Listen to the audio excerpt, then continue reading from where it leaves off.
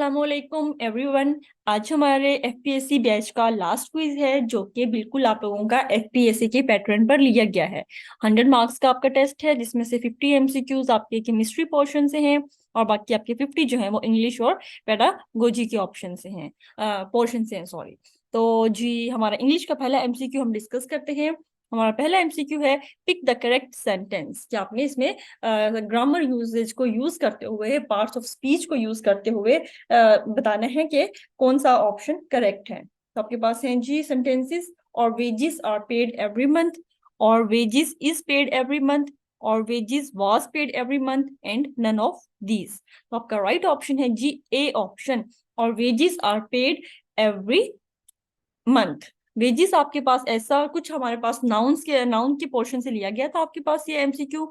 हमारे पास कुछ नाउन ऐसे हैं जो कि बेसिकली सिंगुलर कंसीडर होते हैं, लेकिन उनके पास उनके साथ एस लग रहा होता है एट द एंड, लगते वो हमें प्लूरल है लेकिन वो होते सिंगुलर है। लेकिन उनके पास जो वर्ब आती है हेल्पिंग वर्ब, वो आप हमेशा प्लूरल लेते हो। इसमें हमारे पास वेजिस है, एनोज हैं, आर्म्स हैं, ये सारे वर्ड्स जो हैं वो आपके पास एस या ईएस के साथ एंड होते हैं, और इसके बाद जो आप हेल्पिंग वर्ब लगाते हो वो प्लूरल लगाते हो। तो आपके पास ए ऑप्शन राइट ऑप्शन है, और wages are paid every month.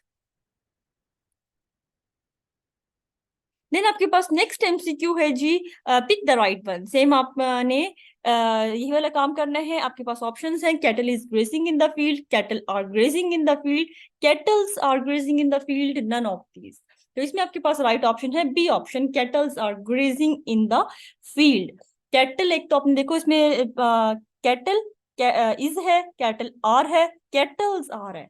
तो सी वाला तो वैसे ही गलत हो गया, कैटल्स कभी नहीं होता, वर्ड हमारे पास कैटल होता है। अब कैटल वर्ड खुद जो है वो तो है सिंगुलर, लेकिन इसके बाद वर्ब हमेशा प्लूरल आती है, बिकॉज कैटल का जो मीनिंग है उसमें हम क्या करते हैं, ऐसा रेवर्ड जिसमें बहुत ज्यादा मवेशी हो, बहुत सारे जानवर हो। तो खुद लिखा ये सिंगुलर जाता है, लेकिन इसके मीनिंग जो है वो प्लूरल है, तो उसके बाद प्लूरल हेल्पिंग वर्ब काउंट होती है। सो हमारे पास B option is the right one, cattle are grazing in the field. ये भी आपका नाउन से लिया गया था। Then I pick the correct one. All the boys must open its book. All the boys must open their book. All the boys must open their books. None. तो इसके में आपके पास जो राइट ऑप्शन है वो है जी सी ऑप्शन।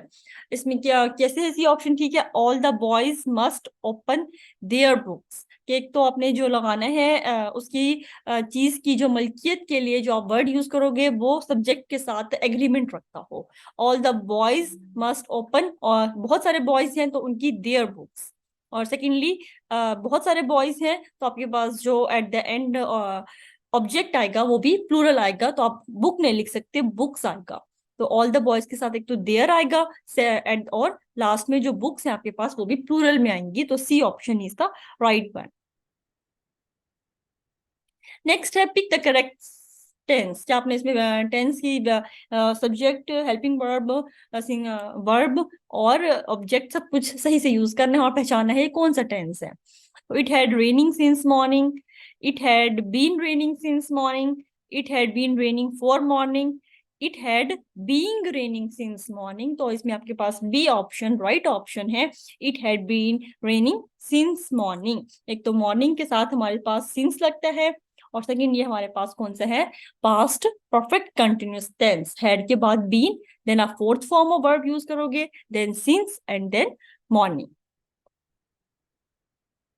उसके बाद है पिक द राइट वन।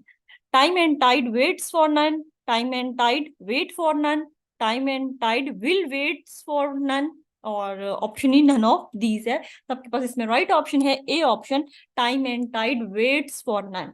ऐसी आपके पास टर्म जो हो तो अलग अलग हो प्लूरल, लेकिन वो एक ही मीनिंग कन्वे कर रही हो, उसके साथ हम सिंगुलर वर्ब लगाते हैं, एस या ई एस का एडिशन करते हैं। इसका मतलब क्या है, वक्त किसी का इंतजार नहीं करता। तो जो मीनिंग एक ही कन्वे कर रही हो, दोनों एक ही मतलब की हो, एक दूसरे का सिनोनिम दे रही हो, तो उसके लिए साथ हम क्या करते हैं, सिंगुलर एस या ई एस का यूज करेंगे। तो ए ऑप्शन आपका राइट ऑप्शन है। Pick the right one. The teacher as well as students was going to the cinema. The teacher as well as students were going to the cinema. Teacher as well as students were going to the cinema, sorry इसमें were gone to the cinema, none of these. तो इसमें आपके पास right option A option है, the teacher as well as students. यहाँ तक एक चीज याद रखनी है, कुछ वर्ड्स हमारे पास थे as well as, along with, besides. इसमें हम क्या करते हैं, इसमें हम एज वेल एज के बाद हमारे पास दो नाउन यूज होंगे, तो आपने जो पहले वाला आपका सब्जेक्ट होगा, जो पहले वाला नाउन होगा, उसके अकॉर्डिंग आपने अपनी हेल्पिंग वर्ब को लगाना है। तो टीचर सिंगुलर है, तो आपके पास हेल्पिंग वर्ब भी सिंगुलर यूज होगी। तो the teacher as well as students, तो हमारे पास एज वेल एज के पहले क्या है, टीचर सिंगुलर, तो हम वॉज लगा देंगे और उसके बाद गोइंग टू द सिनेमा आ जाएगा, क्योंकि वॉज हेल्पिंग वर्ब के बाद हमारे पास हमेशा वर्ब की फोर्थ फॉर्म लगती है, जेरेंट फॉर्म लगती है। तो A option is the right one. Next MCQ है, pick the right one. 2/3 of the book is interesting, 2/3 of the book are interesting, 2/3 of the book is interesting और none of these. तो हमारे पास right option है जी 2/3 of the book is interesting, C option. जब भी हमारे पास fraction में कोई चीज यूज होगी तो उस फ्रैक्शन के दरमियान में आपने छोटा सा हाइफन लगाना है और उसके बाद जो आपने हेल्पिंग वर्ब लगाना है वो हमारा सिंगुलर यूज होता है। तो 2/3 of the book is interesting, C option आपका ठीक ऑप्शन है। Pick the right sentence. We lost the match unfortunately. Unfortunately, we lost the match. We unfortunately lost the match. None of these. तो इसमें हमारे पास राइट ऑप्शन है G B option. कोई ऐसा वर्ड जो कि पूरे सेंटेंस पे इम्फेसाइज डाल रहा हो, पूरे सेंटेंस को नॉमिनेट कर रहा हो, वो हमेशा हम सेंटेंस के स्टार्ट में लगाते हैं। बदकिस्मती से हम मैच हार गए, तो अनफॉर्चुनेटली पूरे सेंटेंस को एज अ होल डिफाइन कर रहा है, तो हमेशा ऐसे वर्ड को हम स्टार्ट में लगाएंगे। तो B option is the right one. He jumped dash the bed, he jumped on to the bed. हमेशा जब भी बेड पे जंप लगानी हो तो हमने क्या करना है, ऑन टू द। जब चल के जाना हो ना अंदर, he went into the room, चल के जा रहा है, तब हम इन टू लगाते हैं। जब किसी चीज पे छलांग मार के चलना नहीं पड़ा, खड़े खड़े जंप मार दी है, तो वहां हम ऑन टू लगाते हैं, स्पेशली बेड के लिए। तो प्रॉपर प्रपोजिशन यूज होती है, he jumped on to the bed, C option. He is down with, he is down with fever, sorry मैंने बता ही दिया। तो आप जब भी किसी चीज की वजह से आपकी तबीयत डाउन होगी, किसी रीजन की वजह से, कॉज की वजह से, तो आप वहां पे विद लगाते हो। तो सी ऑप्शन आपका राइट ऑप्शन है यहाँ पे, he is down with fever. Pick the right one. He is such a student as is very intelligent. He is such a student that is very intelligent. He is such a student which is very intelligent and none of these. तो आपके पास ये conjunction से लिया गया था। Conjunction में जब भी सच यूज होता है साथ में उसके एज यूज होता है, तो बिना सोचे समझे आपने ए ऑप्शन लगा देना है। He is such a student as is very intelligent. बहुत स्टूडेंट गलती करते हैं, he is such a student that is very intelligent, बिल्कुल भी नहीं। हमारे पास कंजंक्शंस थी, आपको प्रॉपर नोट्स दिए गए थे, neither nor, either or, such as, और जो आर नो हमारे पास पेयर थे, तो उसके साथ आपने क्या है, सच के साथ हमेशा एज आएगा। Pick the right sentence. He is studying in a university, he is studying in an university, he is studying in the university, none of these. तो हमारे पास क्या आएगा, he, A option is the right one, he is studying in a university. तो simple है, हमारे पास हमेशा जब भी आपके पास वोवल्स वर्ड आते हैं, ए ई आई ओ यू, तो उनके साथ हम एन लगाते हैं। लेकिन वो वोवल वर्ड जो अपनी proper sound they, university start you है, यू की ही साउंड देगा, उसके साथ हम आ लगाते हैं, एन नहीं लगाते। तो यूनिवर्सिटी में यू जो है वो यू की ही साउंड आ रही है, इस वजह से आप आ ही लगाओगे इसके साथ, दा नहीं लगाओगे, क्योंकि यूनिवर्सिटी स्पेसिफाइड नहीं है। अगर मैं यूनिवर्सिटी का नेम स्पेसिफिक कर दूं तब आप दा लगाते हो। He studying in the university of Columbia, तो अगर मैं university in the university of कोई भी स्पेसिफिक कर देती हूँ तब आप दा लगाते हो, otherwise he studying in a university, A option आ जाएगा आपके पास यहाँ। देन है जी हमारे पास आई डिड माई होमवर्क। आपने सुपरमर्ट करना है, एक्टिव स्पेसिफाइज दिया गया है आपको। My homework has done by me, my homework had done by me, my homework was done by me और नन। तो आपके पास ये क्या है, आपने पहचाना पहले तो ये पास्ट टेंस है, simple past indefinite tense, I did my work. तो क्या है इसका रूल कि आपने वॉज यूज करना है, थर्ड फॉर्म यूज करनी है, ऑब्जेक्ट को सब्जेक्ट की जगह और सब्जेक्ट को ऑब्जेक्ट की जगह ले जाना है। तो my homework was done by me, simply C option आपका हो जाएगा। So moving towards our next MCQ, G, he said honesty is the best policy. इसको हमने इनडायरेक्ट फॉर्म में कन्वर्ट करना है। तो हमारे पास सबसे पहले आपको लास्ट टाइम भी बताया था कि हमने इस सेंटेंस को देखना है। अगर हमारे पास ये आता है फ्यूचर में या फिर प्रेजेंट में, तो हम अंदर कोई चेंज नहीं करते टेंस का। यहाँ पे अगर पास्ट में है तो हम चेंज करते हैं। अब यहाँ हमारे पास पास्ट में है, लेकिन उसके अलावा हमारे पास राइट ऑप्शन है, he said that honesty is the best policy. A option ही, हमने कोई टेंस चेंज नहीं करना, because it's a universal truth. कोई मुहावरा, कोई प्रोवर्ब, कोई यूनिवर्सल ट्रूथ आता है, बेशक यहाँ पे हमारे पास पास्ट टेंस हो, हम उस सिंपल डैट लगा के वही चीज लिख देते हैं। ओल्ड इज गोल्ड, इस तरह कुछ है, all that glitters is not gold, तो इसको आप कन्वर्ट नहीं करोगे, सिंपली जो भी यहाँ पे दिया हुआ है, he said, she said, that all that glitters is not gold, simply लिख देंगे, because this is a universal truth. कोई मुहावरा, कोई किस तरह की चीज है तो हम उसको वैसे ही लिख देते हैं। तो हमने टेंस चेंज नहीं करना, वॉज या हैड कुछ भी, हमने simple he said that honesty is the best policy, A option. Aslam is short dash money, Aslam के पास कमी होगी है पैसों की, तो इसके लिए शॉर्ट के साथ हम लगाते हैं हमेशा of, Aslam is short of money, B option is the right one. Synonym of artifice, अब आपके सिनोनिम स्टार्ट हो गए हैं जी। आर्टिफाइस हम कहते हैं धोखा देने को, तो हमारे पास A option is the right one, artifice deception. Then next MCQ है हमारे पास सिनोनिम ऑफ कैलिमनी। कैलिमनी हम कहते हैं किस चीज को, कैलिमनी हम कहते हैं किसी गलत चीज को, किसी इवल चीज को। तो हमारे पास यहाँ मोस्ट अप्रोप्रिएट ऑप्शन बनता है फॉल्स, किसी गलत चीज को, किसी धोखा देने वाली चीज को, डिसीजिव चीज को, तो हम B option is the right one, false. और next MCQ is synonym of fecund. Second का आपके दिए हुए ऑप्शन प्रोडक्टिव, इनफर्टाइल, इम्पैक्ट और क्लैरिफाई, तो आपके पास राइट ऑप्शन है जी प्रोडक्टिव। हम कहते हैं किसी चीज का प्रोडक्टिव होना, फ्रूटफुल होना, फेकंड, तो A option is the right one, productive. Then है वन वर्ड सब्सटीट्यूट आपके पास। वन वर्ड सब्सटीट्यूट में short shelter for a dog, एक जगह जहाँ पे हम डॉगी को रखते हैं स्पेसिफिक, उसके घर को क्या कहते हैं, होम, केनल, रेंटल, होमी, तो उसको हम कहते हैं kennel. Small shelter for a dog specifically called kennel, B option. जैसे फिश की जगह को हम क्या कहते हैं जहाँ मछलियां रहती हैं, एक्वेरियम, एक्वेरियम, और डॉग के घर को क्या कहते हैं, kennel. Small group of people having control of a country और ऑर्गेनाइजेशन, कि छोटे से लोगों का ग्रुप जो कि पूरे मुल्क को कंट्रोल करे, पूरी ऑर्गेनाइजेशन को किसी को कंट्रोल करे, उसको हम क्या कहते हैं, उसको हम कहते हैं बी ऑप्शन, ओलिगार्की।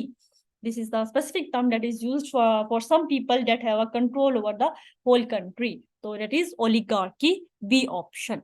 तो ये आपके थे 20 एमसीक्यूज इंग्लिश के। नेक्स्ट हम डिस्कस करते हैं पेडागोजी के एमसीक्यूज। तो हमारे पास पेडागोजी का पहला एमसीक्यू है जी, अकॉर्डिंग टू प्लम्बा एंड बांटा क्लास असेसमेंट इज, प्लम्बा एंड बांटा द टू साइंटिस्ट जिन्होंने बहुत ज्यादा कंट्रीब्यूट किया था क्लास असेसमेंट को समझाने में पेडागोजी के सेक्शन में, तो इनका बहुत ज्यादा रोल है अकॉर्डिंग टू क्लास असेसमेंट। तो उन्होंने क्लास असेसमेंट की प्रॉपर डेफिनेशन दी थी, और उन्होंने कहा था कि क्लास असेसमेंट एक प्रोसेस है, और वो किस टाइप का प्रोसेस है, तो class assessment is a haphazardly systematic slidey zigzag, तो according to them class assessment is a systematic process, के आहिस्ता आहिस्ता आप लोगों ने स्टेप्स भी पढ़े हैं, आई थिंक 7 या 8 स्टेप्स थे क्लास असेसमेंट के, आपको भेजे गए थे जो नोट्स, तो प्रॉपर एक के बाद एक चीज आप करते हो, testing, measurement, eight the and आप इवेल्युएट कर रहे होते थे। तो ऐसा नहीं है कि आप रैंडम मूव कर लो और क्लास असेसमेंट कर लो, नहीं, class assessment is a systematic process, step by step हम चलेंगे और एट द एंड हम इवेल्युएट करते हैं, तो it's a systematic process, it's B option is right option. Most complex and time consuming step in the assessment is, most complex and time consuming जो step है हमारे पास कौन सा है असेसमेंट में। हमारे पास स्टेप्स थे डिफरेंट, मेजरमेंट, टेस्टिंग, इवेल्युएशन। तो हमारे पास जो मोस्ट कॉम्प्लेक्स था वो लास्ट स्टेप था, दैट इज इवेल्युएशन। इवेल्युएशन आप एक ही पे नहीं करते, इवेल्युएशन के लिए आपने हर स्टेप से गुजरना है और हर स्टेप्स का जो आपके पास रिजल्ट आया है स्टूडेंट्स का, आपने उसको करने हैं।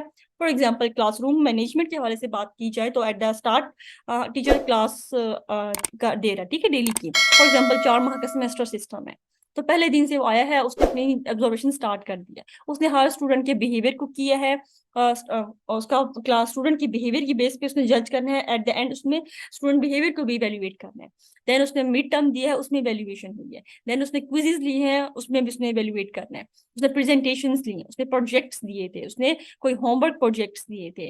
Then at the end final term, तो डिफरेंट जो भी टास्क हुए ड्यूरिंग क्लास के दरमियान पूरे उसने अपने एक सेमेस्टर में किया है, हर चीज का उसने इवेल्युएट करना है, eight the end final result देना है। तो इवेल्युएशन के लिए आपका सेंसेस का होना बहुत स्ट्रॉन्ग है।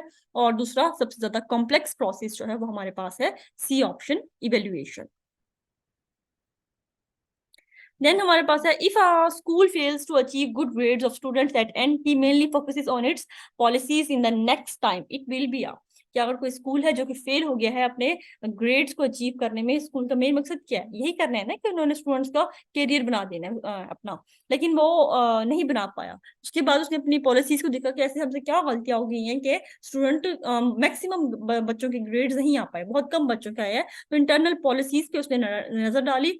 तो किस टाइप की असेसमेंट है, summative, formative, internal, none of these. तो ये हमारे पास है इंटरनल असेसमेंट। इंटरनल असेसमेंट में हमने क्या किया था, इंटरनल असेसमेंट में यही क्या होता है, चाहे कोई ऑर्गेनाइजेशन है चाहे वो स्कूल है, अपनी फेलियर्स को देखना कि इंटरनल पॉलिसीज को देखना कि उनके जो फेलियर्स हैं वो ऐसी क्या पॉलिसीज इसमें चेंजिंग लाइन के उनके जो फेलियर्स हैं या फिर जो रिजल्ट नहीं वो चाहते थे वो नहीं आ पाया, गोल अचीव नहीं हो पाया, तो इंटरनल पॉलिसीज को चेंज करके अपने गोल की तरफ बढ़ना, इसको हम कहते हैं internal assessment. Then our next MCQ is asking same question to student in an interview is an example of, कि इंटरव्यू वह है, कोई 5 क्वेश्चन है, हर 10 बच्चों ने इंटरव्यू देना है, उन 10 बच्चों से हम वही क्वेश्चन पूछे जा रहे हैं बार बार बार बार। तो इस जैसे इंटरव्यू को हम क्या कहते हैं, ऐसे इंटरव्यू को हम कहते हैं स्ट्रक्चर्ड इंटरव्यू, कि हर एक से एक ही सवाल पूछना, स्ट्रक्चर्ड। और जो हर एक से डिफरेंट क्वेश्चन पूछते हो उसको आप कहते हो semi structured interview. Sorry, counting और considering only highest marks out of all the test is, portfolio की डिफरेंट टाइप्स थी आपके पास। तो आपने एक टीचर ने बहुत सारे टेस्ट लिए हैं फॉर एग्जांपल, और एक बच्चे के हर टेस्ट में डिफरेंट मार्क्स आए हैं, लेकिन उसने जो हाईएस्ट मार्क्स वाला टेस्ट है सिर्फ उसको कंसीडर किया है, तो उसको हम क्या कहते हैं, उसको हम कहते हैं showcase portfolio. B option is the right one. Calculations relating to solution will be example of, कि ऐसे बहुत सारे क्वेश्चनियर्स की टाइप थी हमारे पास, ठीक है। कोई ऐसा क्वेश्चनियर जिसमें कैलकुलेशंस इन्वॉल्व हो उसको हम क्या कहते हैं, उसको हम कहते हैं लाइकेट क्वेश्चनियर, बी ऑप्शन। इंटरप्रेटिंग में हम कोई रिजल्ट निकाल रहे हैं, देन बाइपोलर जिसमें 2 ऑप्शंस होते हैं, yes no, right, wrong. Likert questionnaire specific questionnaire की टाइप है जिसमें आपने कैलकुलेशन, मैथमेटिकल कैलकुलेशंस इंक्लूड होती हैं आपकी। Alternate to classic classroom test is, कि आपका क्लासरूम के अलावा कोई ऑल्टरनेट हम कहें तो वो क्या होता है, it's a portfolio, A option. बार बार वही एमसीक्यू रिपीट हो रहे हैं बिकॉज बहुत बार आपका टेस्ट हो चुका है बीएड का, आपने अलग अलग करके दिया है, आपने फिर कलेक्टिव टेस्ट दिया है, फिर आपने शॉर्ट क्विजेज दिए हैं, अब फाइनल में तकरीबन आप सारे मॉड्यूल को कोई मेरे ख्याल से 3 से 4 बार आप तो रिवीजन हो चुकी है। बीएड में तो आपकी गलतियां नहीं होनी चाहिए। Personal record of something that is written, कि कोई भी टीचर अपना पर्सनल रिकॉर्ड रखता है रिटन फॉर्म में, इसको हम क्या कहते हैं, उसको हम कहते हैं डायरी। अपनी डायरी लिखना, हमने डायरी को बहुत डिटेल से पढ़ा था, किस टेंस में लिखनी चाहिए, किस तरह की लिखनी चाहिए, एक अच्छी डायरी की क्वालिटी क्या होती है, सब कुछ हमने डिटेल से पढ़ा। Most difficult type of test include, हाँ जी, सबसे मुश्किल आप लोगों को क्या लगता है, ऐसे type, short question, fill in the blanks, MCQs, आप लोगों को तो सब कुछ मुश्किल लगता है, लेकिन जो मोस्ट डिफिकल्ट टाइप बीएड में कंसीडर की जाती है वो होती है फिल इन द ब्लैंक्स। सबसे ज्यादा प्रैक्टिस आपको चाहिए, सबसे ज्यादा तैयारी के साथ अगर आपने आना है किसी चीज में तो आना है फिल इन द ब्लैंक्स में, क्योंकि शॉर्ट और लॉन्ग क्वेश्चन में आप कुछ ना कुछ तुक्के मार के कुछ अपनी गलत कॉन्सेप्ट लिख के कुछ सही कॉन्सेप्ट लिख के नंबर ले लेते हो। एमसीक्यूज में भी 4 ऑप्शन देखिए, कुछ थोड़ा बहुत भी पढ़ रखा हो ना तो बंदा कुछ ना कुछ कर लेता है। फिल इन द ब्लैंक्स में प्रॉपर आपको आता है तो ठीक है, वरना आप कुछ नहीं लिख सकते, वो गलत हो जाएगा। तो fill in the blanks is the most difficult type of test and the most practised needed test. फिर है जी आपके पास, it is an approach which is used by the teacher by hosting other approaches. It is an elected approach and various approaches are used in this an approach to have control in the classroom. कि एक ऐसी approach जिसमें आप different approaches को use करते हो classroom को control करने के लिए, तो उसको हम क्या कहते हैं? It is called a cook book approach. इसमें डिफरेंट अप्रोचेस इंक्लूड है, स्पेसिफिक खुद नहीं है, डिफरेंट अप्रोचेस को यूज करते हुए एक यूज करना, उसको स्पेसिफिक एक नहीं है, सारी तरह की डिफरेंट अप्रोचेस यूज कर लेते हैं इसमें। एक्सट्रीम ऑपोजिट ऑफ इंटिमिडेशन, बहुत ज्यादा सख्ती का बिल्कुल ऑपोजिट क्या होगा? परमिसिवनेस, कि बहुत ज्यादा आजादी दे देना, बी ऑप्शन। इसमें बिल्कुल ही सख्ती है, हम बेइज्जती करना हर टाइम, इसमें एक्सट्रीम ही छूट देना कि एक बच्चे बदतमीज हो जाए। तो extreme opposite of intimidation is permissiveness. In most of the teacher training programs and most of the teacher education programs, dash is stressed the most. Teacher के भी ट्रेनिंग प्रोग्राम्स होते हैं, सिर्फ आप लोग नहीं पढ़ते, टाइम टू टाइम टीचर के ट्रेनिंग प्रोग्राम्स होते हैं, जो सबसे ज्यादा उनको किस चीज पे स्ट्रेस किया जाता है, उनको क्या आना चाहिए?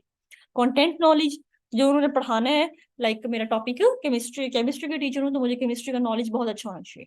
Management knowledge, pedagogical knowledge, socio economic knowledge. तो C option is the right option, कि सबसे बेस्ट और सबसे ज्यादा चीज पे स्ट्रेस किया जाता है कि एक टीचर को बाकी सारी चीजें बाद में आई, सोशियो इकोनॉमिक बाद में है, मैनेजमेंट बाद में है, उसका अपना नॉलेज बाद में है, जो सबसे पहली चीज जिस पे स्ट्रेस दिया जाता है वो है पेडागोजिकल नॉलेज, के उसको सबसे ज्यादा पेडागोजी का नॉलेज हो।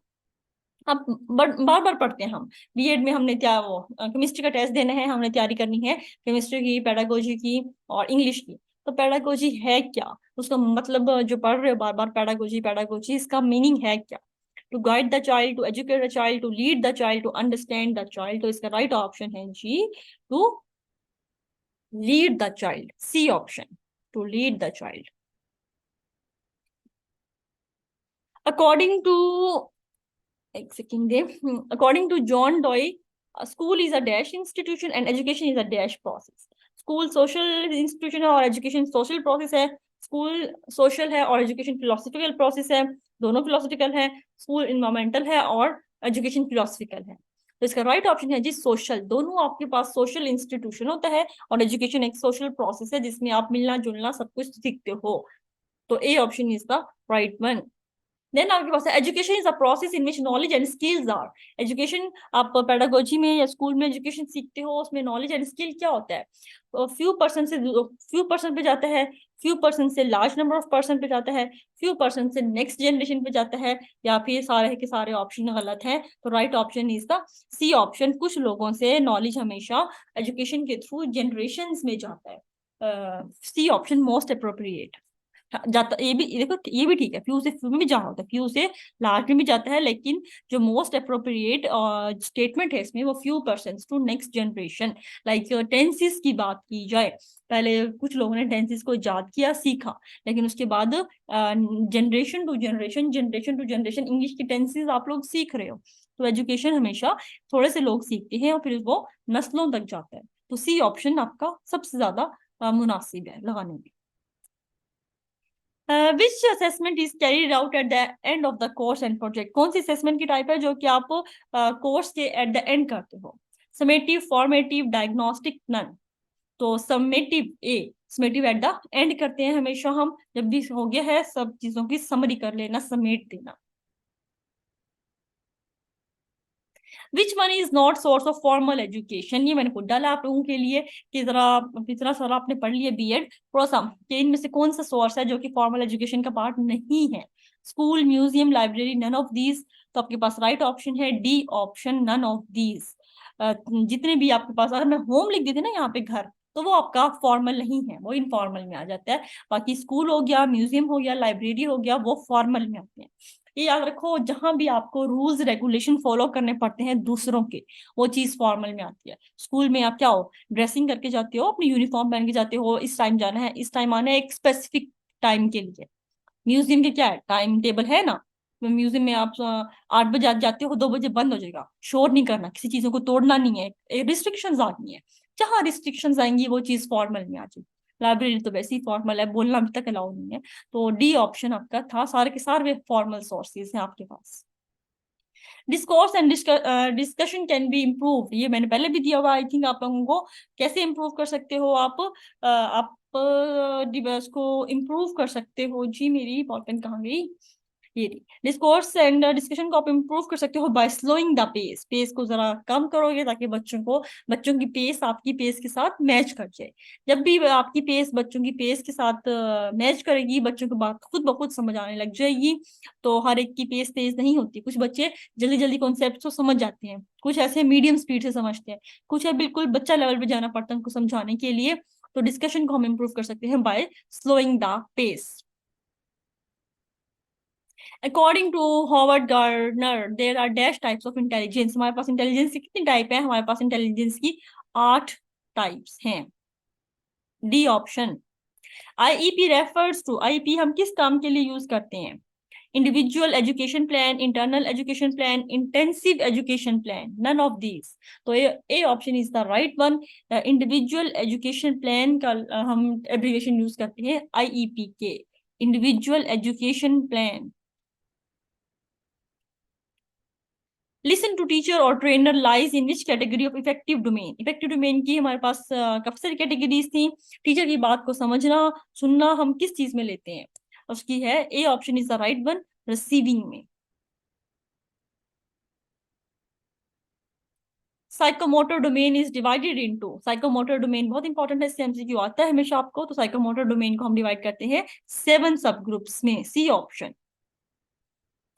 objective related to the effective domain is, objective related to effective domain is student values honesty, D option.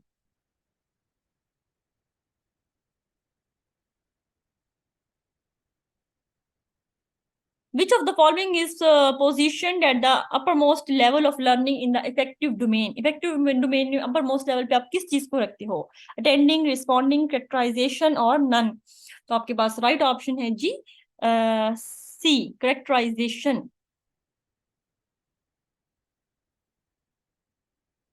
Then आपके पास है a learning style in which learning takes place by the student carrying out a physical activity. तो आपके पास option है जी, kinesthetic learning, tactile learning, both A and B, facile learning. तो आपके पास लर्निंग स्टाइल जिसमें आप लर्निंग सीखते हो by the students carrying out physical activity, तो आपके पास both A and B, option C option is the right one. In lesson planning objectives should be, lesson plan करते हुए आपके जो मेन ऑब्जेक्टिव्स हैं वो क्या है? Teacher oriented, student oriented, institute oriented या फिर नन ऑफ दीज। तो आपके जो ऑब्जेक्टिव्स हैं वो हमेशा स्टूडेंट ओरिएंटेड होने चाहिए। ऑब्जेक्टिव्स या रूल्स हमेशा स्टूडेंट से पूछ के होने चाहिए। स्टूडेंट की हमने एट द एंड स्टूडेंट की लर्निंग एबिलिटी को इम्प्रूव करना है ना अपनी क्लासरूम में, तो ऑब्जेक्टिव्स हमेशा स्टूडेंट ओरिएंटेड होने चाहिए और होते हैं। Form of knowledge that includes thinking skills, ऐसी कौन सी नॉलेज है की टाइप है जिसमें थिंकिंग स्किल्स इंक्लूड है? तो वो है आपके पास इनमें से process, B option. The goal of teaching, ये मैं बहुत बार करवा चुकी हूँ कि टीचिंग का मेन गोल क्या है? इंफॉर्मेशन देना, पीपल को एक्टिविटीज में इन्वॉल्व करना, उनको नॉलेज देना, डिजायरेबल चेंज इन बिहेवियर। तो D option is the right one, desirable change लेके आना, पॉजिटिव चेंज लेके आना टीचर का मेन गोल है। आप इंसान बन जाओ, ये मेन गोल होता है। Practice given to students to accomplish on their own without the teacher guidance, कि टीचर ने गाइड नहीं करना, उनको प्रैक्टिस देना, उसको हम क्या कहते हैं? तो B option is the right one, independent practice. Homework में हमेशा घर आ गए, ये भी पहले आप लोगों को एक बार करवाया हुआ है, ये प्रैक्टिस देना कि स्टूडेंट अपनी टीचर इंक्लूड नहीं है, आप खुद कर रहे हो, तो उसको हम कहते हैं इंडिपेंडेंट। अगर वही वो खुद घर पे कर रहा है तब उसको हम कहते हैं होमवर्क। तो यहाँ पे बी ऑप्शन है, विदाउट टीचर हेल्प अपना काम खुद कर, इंडिपेंडेंट प्रैक्टिस। देन आपके पास according to Maslow's hierarchy of needs there are dash needs of human. Human की कितनी नीड्स हैं मैस्लो के मुताबिक? तो ह्यूमन की 5 नीड्स हैं, C option is the right one. Psychomotor domain was classified by Simpson. Psychomotor domain बहुत important है, इसको आपने अच्छे से करना है। इसको क्लासिफाई किया था सिम्पसन ने किस ईयर में? इसको किया था जी 1972 में, 1972, B option. The student becomes an active environmental advocate participating in climate action initiatives lies in। ये स्टूडेंट एक्टिव इन्वायरमेंटल एडवोकेट बन गए हैं और पार्टिसिपेट कर रहे हैं क्लाइमेट एक्शन इनिशिएटिव्स में। क्लाइमेट से रिलेटेड तो इस चीज को हम क्या कहते हैं, कैरेक्टराइजेशन, वैल्यूइंग, रिस्पॉन्डिंग या ऑर्गेनाइजिंग। तो हमारे पास इसका है, sorry, A option is the right one. तो ये था जी आप लोगों का बैच का लास्ट बीएड का पोर्शन जो हमने आज डिस्कस किया है। नोट्स और सब कुछ इंग्लिश के आप लोगों को दे दिए गए हैं। एट द एंड मैं आप लोगों को बेस्ट ऑफ लक कहूंगी आपके एफपीएससी टेस्ट के लिए। और आप लोगों का नेक्स्ट बैच स्टार्ट हो रहा है इंशाल्लाह 5 नवंबर से एफपीएससी में।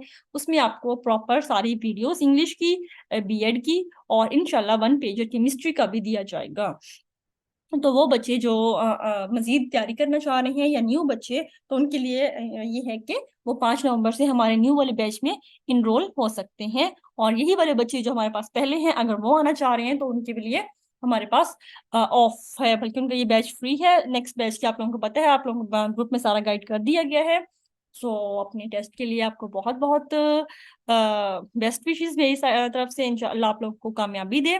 और अगर आपकी कोई भी मजीद कोई क्वेश्चंस है तो you are more than welcome कि आप किसी भी टाइम पूछ सकते हैं। ऑल्दो आप बैच खत्म हो चुका है, इसके अलावा भी अगर आप कोई भी इशू आता है, आपके पास मेरा नंबर है, आप मुझसे कभी भी कोई भी मसला इशू सॉल्व करवा सकते हो और पूछ सकते हो। कोई इशू आता है तो पढ़ाई से रिलेटेड, ठीक हो गया।